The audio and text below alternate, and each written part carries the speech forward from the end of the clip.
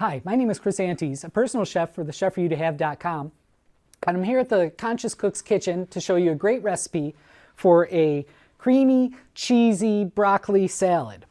So what I'm going to do is I have some little mini shells, pasta shells cooked off here. I've got them in the bowl, and this will be a really simple salad. This is something that would go well in the spring or the fall or even in the summer. But it's going to have the cheesy sauce is kind of a little dressing that I've made where I reduced a little bit of cream and then I melted in some cheddar cheese. So that gives us a great sauce. All right, and I've gotten some broken up florets of broccoli in there, and we'll just finish it off a little extra color with some tomatoes in there, all right? And then here's that sauce I made. We'll just give it a light little drizzle. We'll mix it up.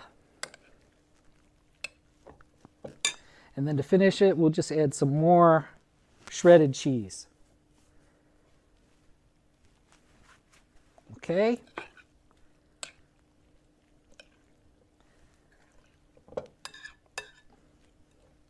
Okay. So something very simple, but something that your friends will always enjoy.